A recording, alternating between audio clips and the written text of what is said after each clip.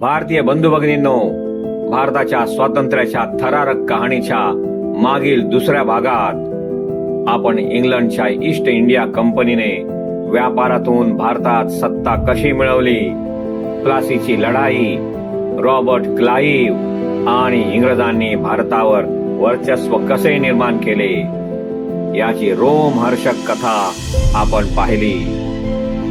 आज आपण तिसरा भाग पाहणार आहोत. या भागात आपण पाहणार आहोत सन 1857 मध्ये भारतीय सैनिकांनी इंग्रजांविरुद्ध बंड का केले, मंगल पांडे, झाशीची राणी लक्ष्मीबाई, तात्या टोपे आणि भारताच्या पहिल्या स्वातंत्र्य संग्रामाची थरारक कहाणी. मित्रांनो, प्लासी आणि बक्सरच्या विजयानंतर इंग्रजांची सत्ता दिवसेंदिवस वाढत होती. भारतीय राजे पराभूत होत होते. शेतकऱ्यांवर जाचक कर लादले जात होते. भारतातील जुन्या कारागिरांचे उद्योग उद्ध्वस्त होत होते आणि भारतीय सैनिकांनाही दुय्यम वागणूक दिली जात होती. भारतातील जनतेच्या मनात असंतोषाचा ज्वालामुखी धुमसत होता. त्याला फक्त एका ठिणगीची गरज होती आणि ती ठिणगी पडली सन 1857 मध्ये. सैनिकांमध्ये वाढणारा असंतोष. ईस्ट इंडिया कंपनीच्या सैन्यात हजारो भारतीय सैनिक होते, पण त्यांना कमी वेतन, भेदभावपूर्ण वागणूक आणि अपमान सहन करावा लागत होता. याच काळात इंग्रजांनी नवीन एनफिल्ड रायफल सैन्यात आणली. या रायफलच्या काडतुसाचे तोंड दातांनी फोडावे लागत असे. अशी चर्चा पसरली की त्या काडतुसांवर गायी आणि डुकराच्या चरबीचा लेप लावलेला आहे. हिंदू सैनिकांसाठी गाय पवित्र होती, तर मुस्लिम सैनिकांसाठी डुक्कर निषिद्ध होता. या घटनेमुळे सैनिकांच्या धार्मिक भावना तीव्रपणे दुखावल्या गेल्या. आता असंतोष संतापात बदलू लागला. मंगल पांडे यांनी क्रांतीची पहिली ठिणगी पाडली. 29 मार्च 1857 रोजी इंग्रजांच्या बैरकपूर छावणीत एक तरुण सैनिक होता. तो होता आपला मंगल पांडे. त्याने इंग्रज अधिकाऱ्यांविरुद्ध उघडपणे बंड पुकारले. त्याचे बंड मोडून काढण्यात आले. त्याचा प्रयत्न तात्काळ यशस्वी झाला नाही, पण त्याने संपूर्ण भारताला एक संदेश दिला. अन्यायाविरुद्ध उठून उभे राहण्याची वेळ आली आहे.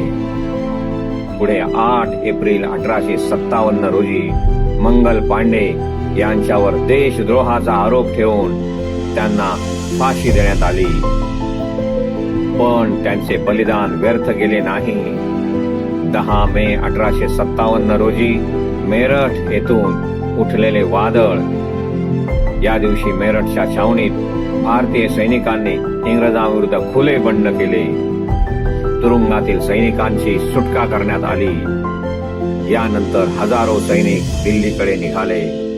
दिल्लीत पोहोचून त्याने वृद्ध मुघल सम्राट बहादूर शाह जफर यांना भारताचा सम्राट म्हणून पुन्हा घोषित केले. क्षणातच बंडाची लाट उत्तर भारतभर पसरली. झाशीची राणी लक्ष्मीबाई शौर्याचे अमर प्रतीक होती. तीच त्यावेळी झाशीच्या सिंहासनावर होती.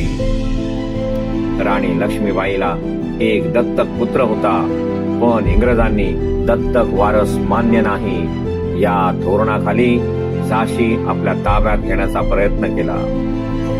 पण राणीने ठाम शब्दात सांगितले, मी माझी झाशी सोडणार नाही.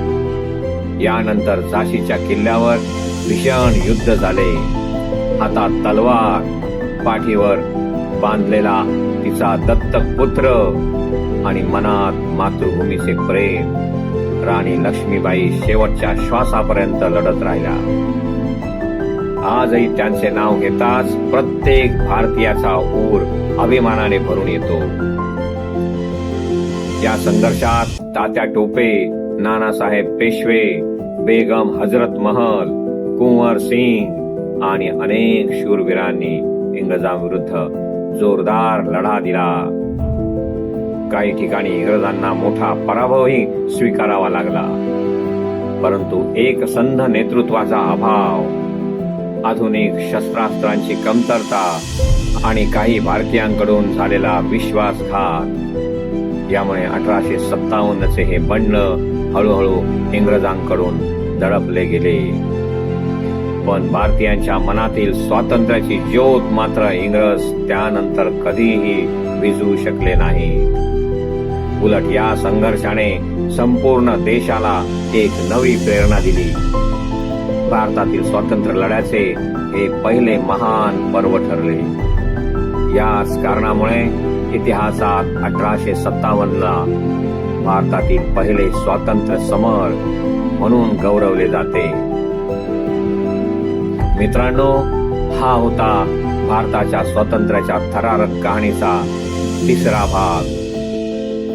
पुढील चौथ्या भागात आपण पाहणार आहोत 1857 नंतर इंग्रजांनी भारतावर आपले नियंत्रण अधिक मजबूत कसे केले, भारतीय राष्ट्रीय काँग्रेसची स्थापना कशी झाली आणि लोकमान्य बाळ गंगाधर टिळकांनी स्वातंत्र्य लढ्याला नवी दिशा कशी दिली, हे सर्व आपण भाग 4 मध्ये पाहूया. तोपर्यंत बाय बाय, टाटा, जय हिंद.